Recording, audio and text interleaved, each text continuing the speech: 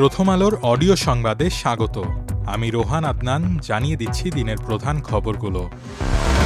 দেশের ২৩তম রাষ্ট্রপতি হিসেবে শপথ নিলেন মির্জা ফখরুল ইসলাম আলমগীর। শুক্রবার সন্ধ্যা ৭:৩০টায় বঙ্গভবনের দরবার হলে এক অনুষ্ঠানে রাষ্ট্রপতি হিসেবে শপথ নেন বর্ষিয়ান এই রাজনীতিবিদ। মির্জা ফখরুলকে শপথ পড়ান জাতীয় সংসদের ভারপ্রাপ্ত স্পিকার কায়সার কামাল।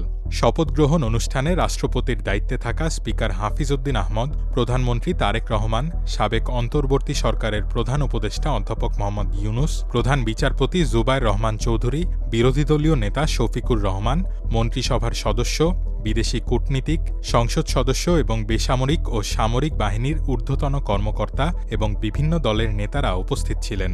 মন্ত্রিপরিষদ সচিব নাসিমুল গনির সঞ্চালনায় সন্ধ্যা ৭:৩০টায় বঙ্গভবনের দরবার হলে জাতীয় সঙ্গীতের মধ্য দিয়ে শপথ অনুষ্ঠান শুরু হয়। এরপর পবিত্র কোরআন থেকে তিলাওয়াত করা হয়। পরে রাষ্ট্রপতিকে শপথবাক্য পাঠ করান সংসদের ভারপ্রাপ্ত স্পিকার কায়সার কামাল। শপথের পর মির্জা ফখরুল শপথনামায় স্বাক্ষর করেন এবং ভারপ্রাপ্ত স্পিকার তা সত্যায়ন করেন। প্রধানমন্ত্রী তারেক রহমানের নেতৃত্বাধীন মন্ত্রিসভায় ৪ জন পূর্ণ মন্ত্রী ও ২ জন প্রতিমন্ত্রী শপথ নিয়েছেন। শুক্রবার সন্ধ্যায় বঙ্গভবনে রাষ্ট্রপতি মির্জা ফখরুল ইসলাম আলমগীর তাদের শপথ পড়ান। নতুন ৪ জন পূর্ণ মন্ত্রী হলেন আব্দুল মঈন খান, রশিদুজ্জামান মিল্লাত, সার্চিং প্রু জেরি ও আন্দালিব রহমান পার্থ। এর মধ্যে রাশিদুজ্জামান মিল্লাত প্রতিমন্ত্রী ছিলেন। অন্যদিকে নতুন ২ প্রতিমন্ত্রী হলেন হুমায়ুন কবির ও মোহাম্মদ শামীম কায়সার লিংকন। হুমায়ুন কবির এতদিন প্রধানমন্ত্রীর পররাষ্ট্র বিষয়ক উপদেষ্টার দায়িত্ব পালন করে আসছিলেন, আর শামীম কায়সার গাইবান্ধা ৪ আসনের সংসদ সদস্য। তিনি বিএনপির কেন্দ্রীয় নির্বাহী কমিটির সদস্য।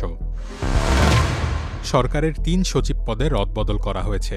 এর মধ্যে কৃষি মন্ত্রণালয় থেকে ১১ দিন আগে রাষ্ট্রপতির কার্যালয়ের জনবিভাগে সচিব হিসেবে বদলি করা রফিকুল আই মোহাম্মদকে আবারও বদলি করা হয়েছে।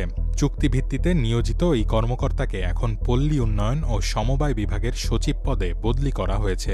এছাড়া পল্লী উন্নয়ন ও সমবায় বিভাগে সচিব শওকাত রশিদ চৌধুরীকে ভূমি সংস্কার বোর্ডের চেয়ারম্যান করা হয়েছে, আর ভূমি সংস্কার বোর্ডের চেয়ারম্যান এজেএম সালাউদ্দিন নাগরিকে রাষ্ট্রপতির কার্যালয়ের জনবিভাগের সচিব করা হয়েছে। শুক্রবার জনপ্রশাসন মন্ত্রণালয়ের আলাদা প্রজ্ঞাপনে এই তথ্য জানানো হয়। ডারউইনে প্রথম টেস্টে ৯ উইকেটে জয়ের পর এবার ম্যাকাইয়ে সিরিজ জয়ের লক্ষ্যে মাঠে নামছে বাংলাদেশ। কুইন্সল্যান্ডের গ্রেট ব্যারিয়ার রিফ অ্যারেনায় শনিবার বাংলাদেশ সময় ভোর ৬টায় শুরু হবে সিরিজের দ্বিতীয় ও শেষ টেস্ট। এই ম্যাচ দিয়েই টেস্ট ম্যাচ আয়োজনের মর্যাদা পাচ্ছে ম্যাকাই শহর। ডারউইন টেস্টে ইতিহাস গড়েছে সফরকারী বাংলাদেশ। সেই আত্মবিশ্বাস সঙ্গী করে এবার সিরিজ জয়ের মিশন টাইগারদের। অন্যদিকে নিজেদের মাটিতে লজ্জাজনক হারের পর তীব্র সমালোচনার মুখে স্বাগতিক অস্ট্রেলিয়া। সিরিজ বাঁচাতে এই ম্যাচটি তাদের জন্য বাঁচা মরার লড়াই। অজি স্কোয়াডে পরিবর্তনও এসেছে। বাদ পড়েছেন ওপেনার জেক ওয়েদারাল্ড। ম্যাকাই টেস্ট ঘিরে অস্ট্রেলিয়ান ক্রিকেট প্রেমীদের মধ্যে ব্যাপক আগ্রহ তৈরি হয়েছে। ডারউইনে বাংলাদেশের পারফরম্যান্সের পর ম্যাকাই টেস্টের প্রথম দিনের সব সাধারণ টিকিট এরই মধ্যে বিক্রি হয়ে গেছে। এই ছিল এখনকার মতো। প্রথম আলোর অডিও সংবাদ শুনুন আমাদের ইউটিউব চ্যানেল, ফেসবুক পেজ এবং ওয়েবসাইট prothomalo.com-এ।